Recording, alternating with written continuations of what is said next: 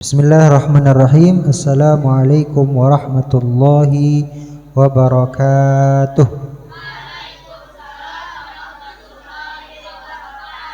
Bismillahi walhamdulillah wal khairu wasyaru bimasyiatillah wala hawla wala quwata illa billah. Allahumma salli ala sayyidina Muhammad wa ala alihi wa ashabihi wa man ittaba'a hudah wastanna bisunnatihi ila yaumil qiyamah, amin ya rabbal alamin. Alhamdulillah, segala puji dan syukur kehadirat Allah Subhanahu wa taala yang mana masih memberikan kepada kita rahmat dan karunia-Nya, memberikan kepada kita nikmat yang tak terhingga, di antaranya nikmat iman, Islam, kesehatan serta kesempatan, sehingga dengan nikmat Allah tersebut kita bisa hadir di tempat yang mulia ini dalam keadaan sehat walafiat. Semoga kita bisa mensyukuri segala nikmat Allah tersebut dengan melaksanakan segala perintahnya dan menjauhi segala larangan-larangannya. Dan kelak karena perbuatan kita tersebut kita diganjar oleh Allah Subhanahu wa ta'ala, dimasukkan ke dalam surganya. Amin ya rabbal alamin. Salawat teriring salam semoga tercurah limpahkan kepada baginda alam Nabi besar Muhammad sallallahu alaihi wasallam, kepada keluarganya, para sahabatnya, para pengikutnya, dan mudah-mudahan salawat teriring salam tersebut tercurah limpahkan pula kepada kita umatnya, dan semoga kita dijadikan oleh Allah Subhanahu wa ta'ala menjadi orang-orang yang mendapatkan syafaatul uzma di hari kiamat kelak. Amin ya rabbal alamin. Hari ini kita akan melanjutkan kajian kita tentang hadis Al-Arba'in An-Nawawiyah, di mana kita sudah sampai kepada hadis yang ke-6 yang membahas tentang halal dan haramnya suatu makanan. Hadis ini diriwayatkan oleh sahabat yang mulia An-Nu'man bin Bashir, yang kemarin sudah sempat kita bahas bagaimana lahirnya, apa keistimewaannya, bagaimana wafatnya, bagaimana doa Nabi Shallallahu Alaihi Wasallam untuknya. Nah, kemudian beliau meriwayatkan hadis ini, beliau mendengarnya langsung dari Rasulullah Shallallahu Alaihi Wasallam ketika beliau masih kecil. Karena hadis ini itu secara teksnya beliau mengatakan sami'tu Rasulullah sallallahu alaihi wasallam yaqul, saya mendengar sendiri ketika Rasulullah sallallahu alaihi wasallam sedang berbicara tentang hadis ini. Jadi beliau mendengar hadis ini ketika umurnya 8 tahun ke bawah. 8 tahun ke bawah, karena ketika Rasul sallallahu alaihi wasallam wafat, beliau baru berusia 8 tahun. Nah, di perkataan beliau mengatakan saya mendengar hadis ini langsung ketika Rasulullah Shallallahu Alaihi Wasallam mengungkapkan hadis ini.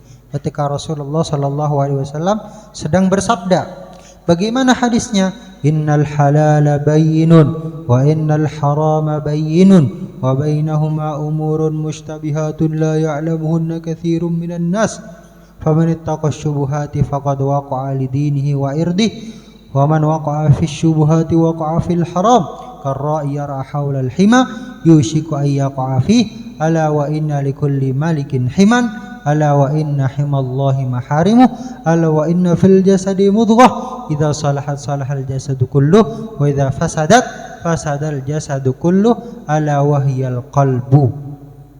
Hadis ini maknanya menerangkan tentang yang halal sudah jelas, yang haram sudah jelas. Di antara yang halal dan yang haram ada yang namanya syubhat, perkara yang samar-samar, perkara yang tidak jelas halal dan haramnya. Di mana kita diperintahkan oleh Rasul sallallahu alaihi wasallam melalui hadis ini untuk menjauhi perkara yang syubhat, perkara yang kita tidak tahu halal dan haramnya. Karena kenapa? Famanittaqas syubuhati, barang siapa yang menjaga dirinya dari perkara yang syubhat, faqad istabara'a lidinihi wa irdi, maka sungguh dia telah berlepas diri, dia telah menjaga untuk agamanya dan untuk kehormatannya. Dan orang yang jatuh ke dalam perkara syubhat, perkara yang tidak jelas halal dan haramnya, maka dia akan atau sedikit bentar lagi jatuh ke dalam perkara yang haram. Karra'iyar haulal hima yushiku ayyaqafi. Sebagaimana orang yang berburu di pinggiran hima. Jadi kalau kita memahami hadis ini konteksnya pada zaman dulu. Zaman dulu banyak kerajaan-kerajaan di mana raja itu punya properti pribadi, punya lahan khusus yang tidak boleh dimasuki oleh orang lain. Ketika ada orang yang menginjak tanah itu walaupun satu langkah saja, maka dia langsung masuk ke dalam penjara. Sedangkan yang namanya berburu harus lari, harus lincah. Kalau dia satu langkah saja masuk ke dalam properti si raja tersebut, maka langsung masuk penjara. Nah, begitu juga Rasul Shallallahu Alaihi Wasallam mengibaratkan orang yang memakan sesuatu yang syubhat, sebagaimana orang yang berburu di sekitaran lahan seorang raja, yang mana dia bisa jadi hampir nyaris untuk masuk ke dalam lahan tersebut. Kalau masuk, dia bakal dipenjara. Atau kalau analogi kita paling gampangnya begini, kalau kita lagi jalan-jalan naik gunung, naik ke puncak gunung, tinggi sekali. Kalau gunung yang tinggi, terus di kiri jalannya masih luas, di kanan ada jurang, kalau orang jalannya mepet-mepet di pinggir jurang, bisa jadi dia sebentar lagi akan jatuh. Ketika kemudian pinggir atau tanahnya kegeser, tanahnya rapuh, langsung dia masuk ke jurang. Dia akan binasa, dia akan sakit.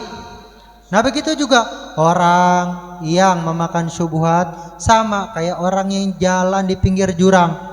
Kalau kemudian dia bisa menemukan, bisa memastikan bahwasanya syubhat tersebut yang dia makan masuk ke dalam yang halal, maka dia selamat. Kalau ternyata yang syubhat tersebut masuk ke dalam perkara yang haram, maka dia terjerumus ke dalam jurang tersebut. Nah, dia akan disiksa. Makanya kemudian Rasul Shallallahu Alaihi Wasallam memberikan kepada kita perintah, memberikan kepada kita pedoman, kalau kita nggak tahu haram atau halalnya suatu makanan, maka lebih baik kita menghindari. Contoh, kalau anak-anakku sekalian lagi jalan-jalan ke luar negeri, amin, lagi jalan-jalan ke luar negeri, anak-anakku semua lagi jadi pebisnis sukses, pendapatannya 1 miliar satu hari, lagi perlu ekspansi bisnis ke luar negeri, lagi perlu membuka cabang bisnisnya, misalnya lagi di negara-negara non muslim, di Cina. Ketika sampai di Cina lagi perjalanan bisnis, lapar, ngelihat ada toko yang jual makanan, tapi kita nggak tahu apakah yang dijual ini adalah makanan yang halal atau makanan yang haram. Halal atau haram kita nggak bisa bahasanya, kita nggak bisa memastikan, maka ini jatuh ke dalam perkara yang syubhat, kita nggak tahu halal atau haramnya. Maka pedoman dari Rasulullah SAW, ketika kita tidak mengetahui halal dan haramnya, maka kita tinggalkan. Maka kita tinggal, karena takut kita terperosok ke dalam perkara yang haram. Nanti misalnya kalian asal makan aja, kemudian setelah kalian bertahun-tahun berbisnis di Cina, kalian kemudian fasih bahasa Cina, kemudian kalian, ternyata yang dulu pertama kali saya makan di Cina mengandung B2, mengandung perkara yang haram, mengandung perkara yang tidak diperbolehkan, maka dia sudah terperosok ke dalam perkara yang haram. Nah, maka ketika kita tidak tahu kejelasan halal dan haramnya suatu makanan atau minuman, maka kita tinggalkan.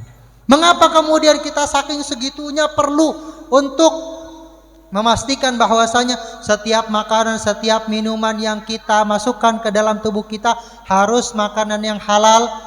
Kemudian Rasul Shallallahu Alaihi Wasallam jelaskan, Ala wa inna fil jasadi mudghah, bahwasanya di dalam tubuh kita ada segumpal darah. Ada segumpal darah. Yang mana kalau barang tersebut, kalau sesuatu tersebut bagus, maka bagus seluruh tubuh kita dari ujung rambut sampai ujung kaki. Tapi kalau segumpal darah tersebut buruk, maka seluruh dari kita, seluruh tubuh kita dari ujung rambut sampai ujung kaki semuanya buruk di mata Allah. Apa segumpal darah tersebut? Ala wahyal qalbu. Segumpal darah tersebut yang menjadi tolak ukur baik dan buruknya keseluruhan kita adalah hati. Kalau hati kita baik, maka seluruh tubuh kita baik. Kalau hati kita buruk, maka seluruh tubuh kita buruk. Maka patokan baik dan buruk kita ada di hati. Kalau kita mengkonsumsi yang haram, maka akan merusak hati kita. Ketika hati kita rusak, maka seluruh tubuh kita rusak. Ketika kita mengkonsumsi hal yang haram, makanan tersebut akan jadi energi. Energi tersebut akan disebarkan ke seluruh tubuh lewat peredaran darah, begitu kan? Makanan kita akan diproses menjadi energi, akan kemudian diedarkan ke seluruh tubuh. Maka kalau makanan tersebut haram, maka keharaman tersebut dialirkan ke seluruh tubuh. Seluruh tubuh kita menerima energi yang haram. Ketika energi tersebut haram, maka hati kita akan condong untuk melakukan perkara-perkara yang haram. Ketika kita makan yang haram, maka kita akan susah untuk beribadah kepada Allah Subhanahu wa taala. Hati kita akan condong kepada keburukan-keburukan. Hati kita akan condong kepada perkara-perkara yang tidak diridhoi oleh Allah Subhanahu wa taala. Dan kemudian bahayanya lagi, kalau ternyata kemudian makanan yang kita konsumsi dari perkara-perkara yang haram menjadi darah daging kita, nggak keluar. Kalau cuma energi kemudian dipakai, habis itu habis. Yang haramnya habis. Bahayanya kalau ternyata jadi daging, jadi tulang, jadi organ, maka selamanya sampai mati di dalam tubuh kita ada perkara yang haram, dan kelak ketika kita wafat kita akan disiksa oleh Allah Subhanahu wa taala karena masih tersisa hal-hal yang haram dalam tubuh kita. Maka kita tidak akan bisa masuk surga sampai kemudian Allah Subhanahu wa taala membersihkan hal-hal yang haram tersebut ada di tubuh kita. Dibersihin sama Allah. Karena kenapa? Karena surga adalah tempat yang suci. Tidak akan masuk ke dalamnya kecuali orang yang suci. Kalau di dalam kita masih ada kotoran, masih ada hal yang haram, dicuci sama Allah Subhanahu wa taala di neraka, disiksa dulu, digosok dulu, disetrika dulu badannya, disiksa dulu, dicabik-cabik yang haramnya, ya Allah. Maka kemudian kita jauhi perkara-perkara yang haram, karena ketika kita makan yang haram tadi akan diedarkan ke seluruh tubuh dan bisa jadi menjadi organ dalam tubuh kita. Dan ketika sudah menjadi organ dalam tubuh kita, jadi tangan kita, maka tangan kita mempunyai kecondongan untuk melakukan yang haram. Ke mata kita, maka mata kita akan condong untuk melihat hal-hal yang haram. Ke telinga kita akan condong untuk mendengarkan hal-hal yang haram. Maka kita harus sangat hati-hati untuk memilah dan milih makanan, karena akan menentukan bukan hanya di dunia akan tetapi di akhirat. Harus pilih-pilih, harus kita bisa memastikan bahwasanya makanan yang masuk ke dalam tubuh kita adalah makanan yang halal dan makanan yang thayyib. Makanan yang halal dan makanan yang thayyib. Apa beda halal dengan thayyib? Apa beda makanan halal dengan makanan yang thayyib? Apa bedanya? Halal artinya boleh. Halal artinya boleh, diizinkan, dipersilahkan, namanya halal. Halal. Jadi kalau makanan halal adalah makanan yang diizinkan, diperbolehkan, dipersilahkan untuk dikonsumsi menurut syariat Islam. Itu namanya makanan halal. Jadi halal artinya boleh, dipersilahkan. Jadi kalau makanan halal adalah makanan yang diperbolehkan untuk dikonsumsi menurut siapa? Menurut syariat Islam. Sedangkan thayyib, thayyib artinya baik, thayyib artinya bang thayyib, artinya bang baik gitu. Thayyib artinya baik. Kalau makanan thayyib artinya makanan tersebut baik bagi tubuh, mengandung zat-zat, mengandung vitamin, mengandung nutrisi yang diperlukan oleh tubuh. Jadi kalau ada makanan yang mengandung nutrisi, zat-zat, vitamin yang diperlukan oleh tubuh dan tidak mengandung mudarat, tidak mengandung efek samping, maka makanan tersebut adalah makanan yang thayyib. Nah, Allah Subhanahu wa taala memerintahkan kepada kita untuk mengkonsumsi makanan bukan hanya halal akan tetapi thayyib. Sebagaimana firman Allah Subhanahu wa taala surat Al-Baqarah ayat 168. A'udzubillahi minasyaitonir rajim. Bismillahirrahmanirrahim. Ya ayyuhan nasu kulu mimma fil ardi halalan thayyiba. Wahai orang-orang, wahai manusia sekalian, kulu, makanlah kalian mimma fil ardi, apa-apa yang Allah Subhanahu wa taala sediakan di muka bumi ini, halalan, yang halal, thayyiban, yang baik bagi tubuh. Wala tattabi'u khutuwati syaitan, dan janganlah kamu ikuti jejak langkah setan. Innahu lakum aduwwum mubin, karena setan merupakan musuh yang nyata bagi kalian. Dan setan bukan hanya dari jin, alladzi yuwaswisu fi sudurin nas, yang membisikkan keburukan ke dalam hati manusia, minal jinnati wan nas, dari golongan jin dan manusia. Jadi setan adalah entitas yang mendorong kita untuk melakukan keburukan, baik itu dari jin maupun dari manusia. Kalau ada teman kalian yang ngajak kalian kepada perkara yang nggak baik, maka ketahuilah bahwa dia adalah syaitan. Maka kita berdoa sama Allah, a'udzubillahi minasyaitonir rajim. Aku berlindung kepada Allah dari godaan setan. Teman yang ngajak untuk perkara yang buruk, setan. Kita berlindung sama Allah dari teman yang buruk, dari setan yang berupa manusia ataupun dari setan yang berupa jin. Allahu a'lam.